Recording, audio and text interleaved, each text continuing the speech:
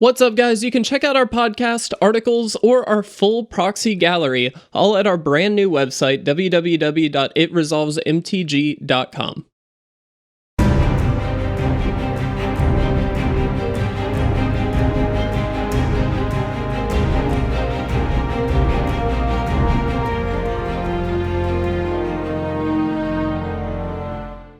What's going on, guys, and welcome to another episode of the Crack-A-Pack series. I hope you all are doing exceptionally well. It's been a long week, but we're getting through it, and we're finishing it out with a pack of Torment. Not something I don't believe, at least, that we get to open very often. I think we maybe opened it once or twice, but there are a lot of really cool, spicy cards in this set. So hopefully we get to open those as we go through. As always, though, we are going to do this as if we are drafting this set, so hopefully, I did not draft this set, but hopefully we'll still be able to determine what a reasonable first round pick would be if we were drafting this set. So we will go through every card. Our first one here is Waste Away. It is an instant for 4 and a black. As an additional cost to play it, discard a card from your hand, but target creature gets -5/-5 until the end of the turn. This is like a super bad Dismember. Very, very bad, but it is instant speed. 5 mana for -5/-5 is pretty reasonable, I would say. It's going to be able to deal with a lot of stuff. You do have to discard a card, but ideally you'll be able to play that to your advantage. In Limited, it's a little bit harder to assume you'll be able to do that, I will say. But certainly there are instances where you can, so hopefully that's the goal when you do pick up a card like this. And removal like this that can target just a large number of things, a large portion of the battlefield, is actually really, really nice. It's great to be able to have that kind of catch-all removal. Now, certainly, this does not hit literal everything. Obviously, anything with a little bit more than 5 toughness is going to be hard to kill, but there are instances where they're just going to be able to deal with whatever the biggest creature your opponent has, and then hopefully you'll be able to swing back and ideally win the game off of it. So I do really like this card. I do think it's a little bit overcosted, but it is at common, so hopefully we'll see what else we can get throughout the rest of the pack. Longhorn Firebeast is a 3/2 for 2 and a red. When it comes into play, an opponent may have it deal 5 damage to him or her if a player does sacrifice the Firebeast. So, interesting card, actually. Generally speaking, normally you don't like to give your opponents any kind of choice. But if it's a both bad decision kind of circumstance, then it actually works out. Now, in this case, if it's just a 3/2, I think that this is a perfectly fine card to just kind of stick on the battlefield. Most of the time, I think your opponent will probably do that. But certainly there might be an instance where they decide they're going to take 5 damage for whatever reason. But that is a quarter of their life total right off the bat, and that's a good chunk of damage. But for 3 mana, you still are only getting a 3/2. And so I don't really think that that's worth it. I think 9 times out of 10, they'll let it stick, and then eventually they just outpower it or deal with it on board. There's no huge threat with a body like this, so I don't think that it's like the worst thing in the world to let stick around. So I think out of the 2 cards, we definitely would take the Waste Away here. Both seem not amazing, but again, we'll see what we get through the rest of the pack.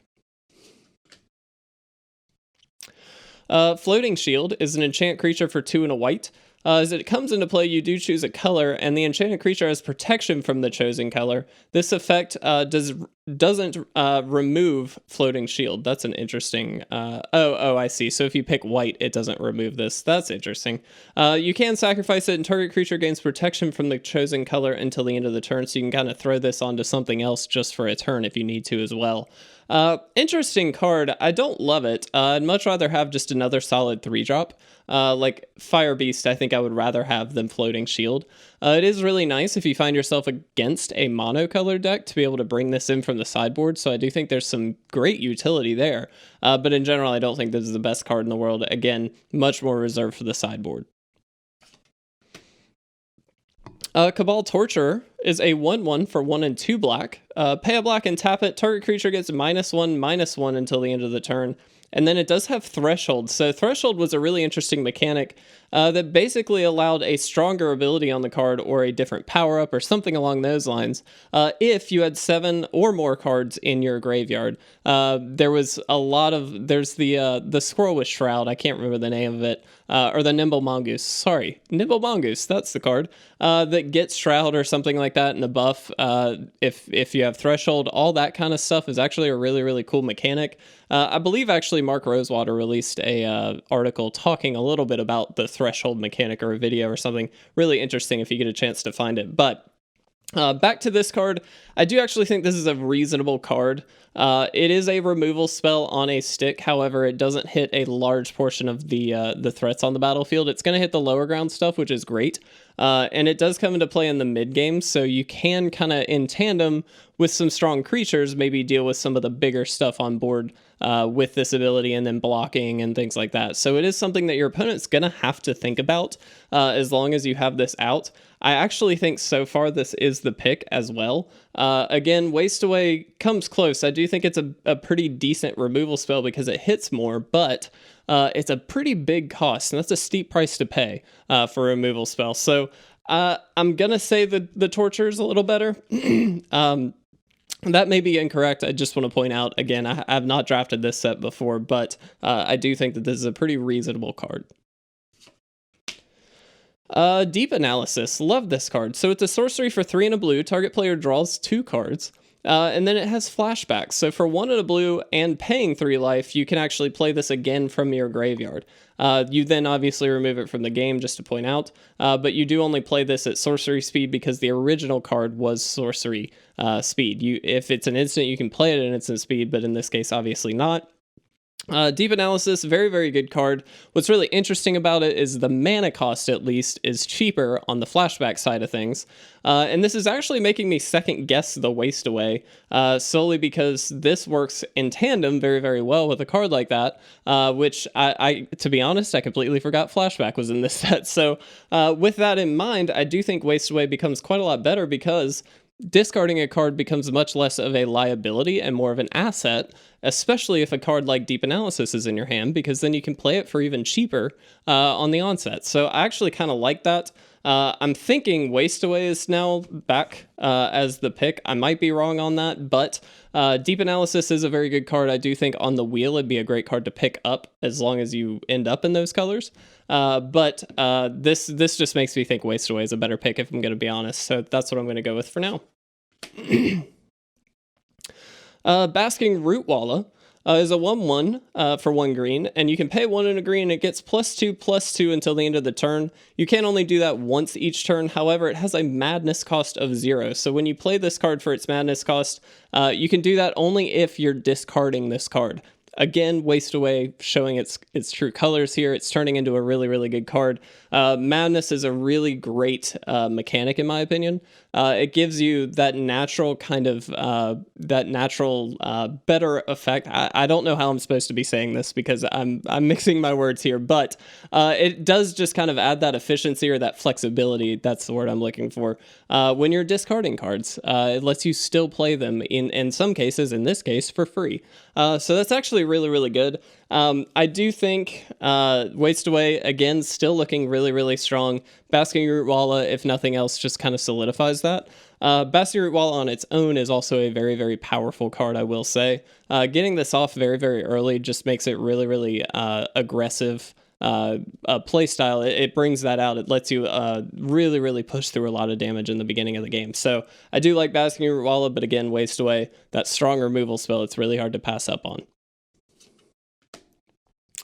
Cabal Rachel is an instant for 1 and a black. Add 3 black to your mana pool, and then this has threshold as well.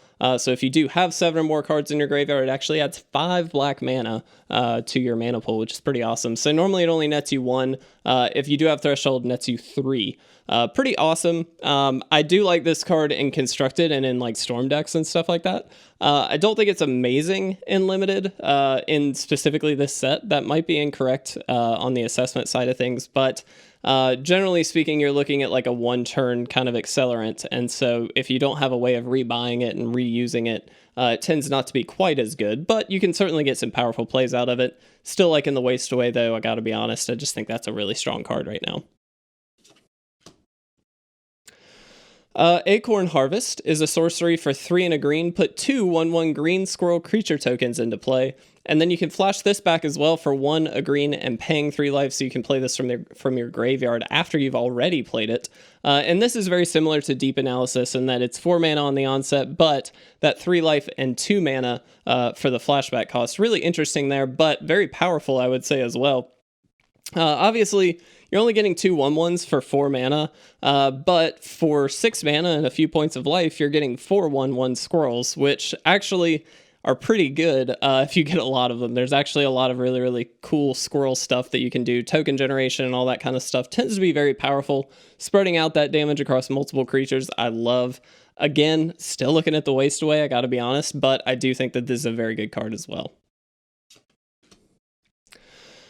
Coral Net is an enchant creature for 1 blue. You can only enchant a green or white creature, already kind of regulating this to a sideboard card, but at the beginning of your upkeep, sacrifice this creature unless you discard a card from your hand, is what this grants that creature. I think that's kind of an interesting mechanic, just because it doesn't technically make you sacrifice the creature, but obviously you're giving the opponent the choice again, and neither one's great, so it's actually not bad. I do...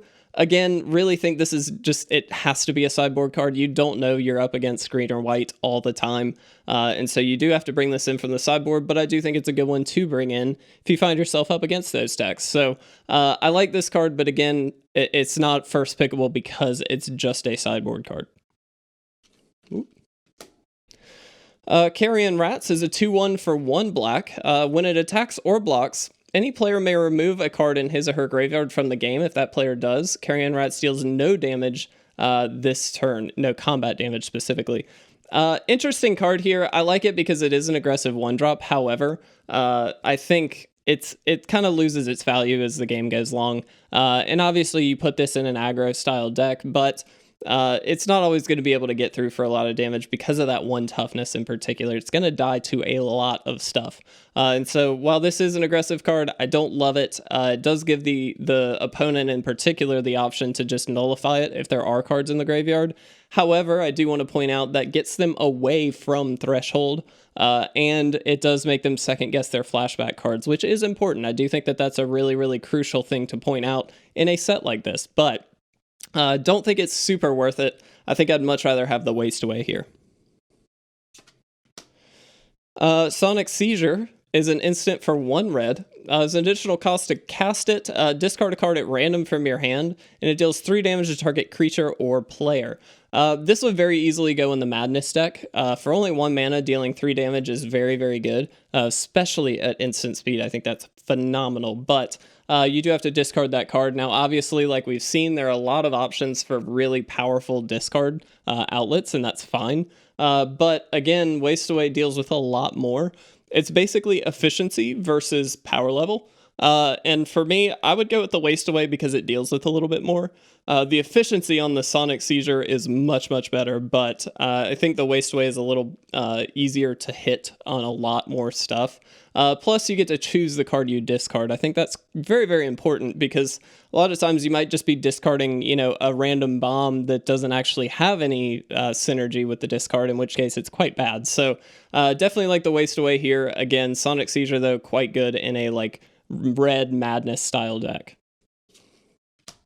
Ooh, great pull here. Cabal Coffers. It's a land. You can pay 2 and tap it and add a swamp for each swamp you control, which is a really interesting kind of mechanic. This sees a lot of commander play, obviously, because it's really easy to just get tons and tons of mana off of this. Very, very strong card. If you find yourself in mono black, I think it's fine, but other than that, I don't think it's amazing.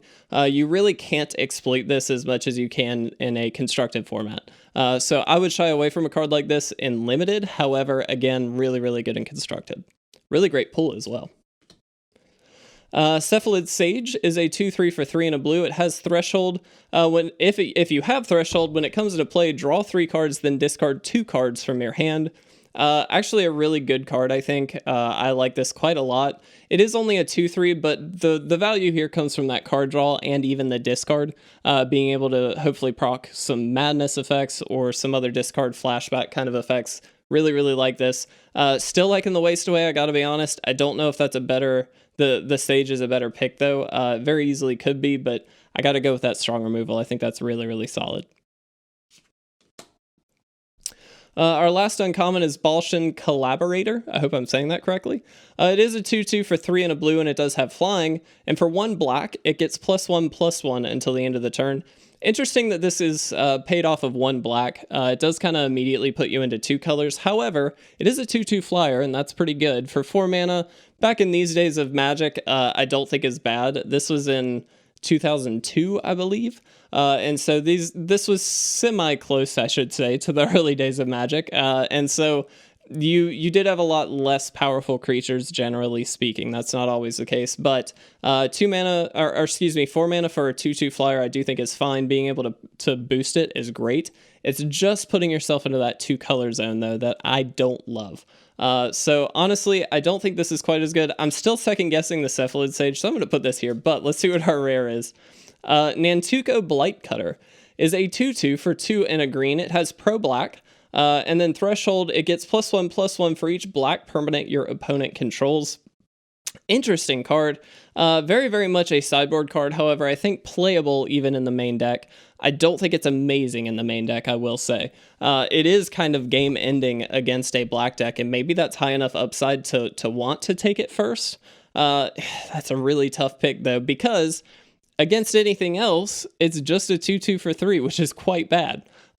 Pro black is great, but if there's no black in the opponent's deck, it doesn't matter. So I don't know that I love this as a first pick. It feels like much more of a trap sideboard card, if I'm going to be honest. If I'm in green, I love it as a sideboard option, but I kind of am between Waste Away and Cephalad Sage. I gotta be honest. I think those are better picks. Because of all the discard and things like that we're seeing, I'm kind of in for the Cephalad Sage, I gotta be honest. I think the Waste Away is a very, very good removal spell. Obviously, I've been singing its praises throughout this whole video, but Cephalad Sage really is an engine for digging through a lot of your deck, triggering all the madness, triggering all the flashback, giving you those options, and I love that. Digging through your deck, I think, is really, really crucial when you can get it on a creature. I think it's good either way, but very, very good on a creature. So I think I'm going to go with that. That might be an incorrect pick. This one might be one of those where I get a few comments about it. Please leave your comments in the comment section below. If you do disagree with me, I'm happy to have that conversation. But if you enjoyed this video, please make sure to leave a like or a comment down below. And as always, please make sure to subscribe to stay up to date on all of our awesome content. But with that, I'm going to get out of here. Thanks so much for watching, guys. I'll see you in the next Crack-A-Pack episode.